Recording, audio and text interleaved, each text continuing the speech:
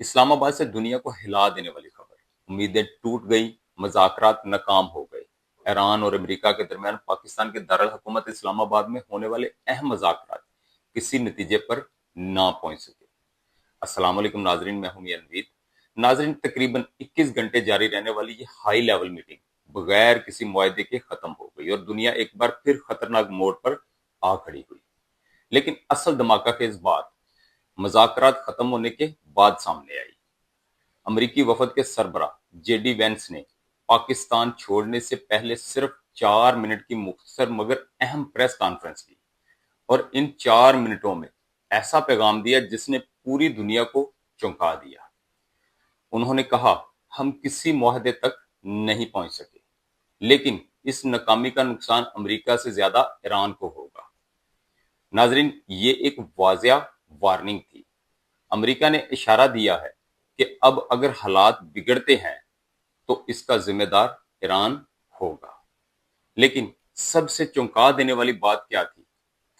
پورے بیان میں سیز فائر یعنی جنگ بندی کا کوئی ذکر نہیں۔ اب بڑا سوال یہ ہے، کیا جنگ جاری رہے گی؟ کیا سیز فائر کا امکان ختم ہو چکا ہے؟ ناظرین، آئیے آپ کو بتاتے ہیں وہ اصل وجوہات جنہوں نے ان مذاکرات کو ناکام بنایا۔ سب سے پہلی اور سب سے بڑی رکاوٹ ایران کا ایٹمی پروگرام۔ امریکہ نے واضح شرط رکھی کہ اگر ایران اپنا نیوکلیر پروگرام ختم کر دے تو مذاکرات آگے بڑھ سکتے ہیں، لیکن ایران نے صاف انکار کر دیا۔ ایران کا موقف تھا، ہم اپنی خود مختاری اور دفاعی طاقت پر کوئی سمجھوتا نہیں کریں گے، اور یہی وہ لمحہ تھا جہاں مذاکرات ٹوٹ گئے۔ دوسری بڑی وجہ اور سخت مطالبہ، امریکہ نے اپنا فائنل آفر دیا جبکہ ایران نے اسے غیر منصفانہ قرار دے دیا، یعنی دونوں ممالک اپنے اپنے موقف پر ڈٹے رہے۔ تیسری بڑی وجہ اہم تنازعات۔ مذاکرات میں کئی حساس معاملات زیر بحث آئے۔ ابنائے ہرمز کا کنٹرول، یورینیم افسردگی، امریکہ کی پابندی، جنگ بندی اور جنگی نقصانات کا معاوضہ۔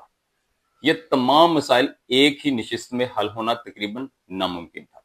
چوتھی بڑی وجہ اعتماد کی کمی۔ سالوں پرانی دشمنی، پابندیاں اور کشیدگی، یہ سب اس بات کی بڑی وجہ بنے کہ دونوں ممالک ایک دوسرے پر بھروسہ نہ کر سکے۔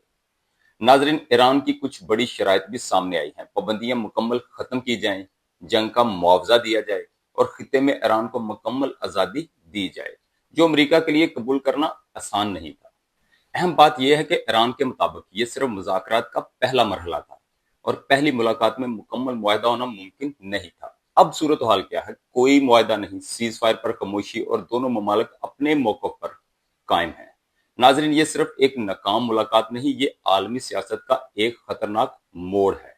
اگر یہی صورتحال برقرار رہی تو مشرق وسطیٰ میں کشیدگی مزید بڑھ سکتی ہے اور دنیا ایک نئی بڑی جنگ کے دہانے پر پہنچ سکتی ہے۔ لیکن امید ابھی ختم نہیں ہوئی۔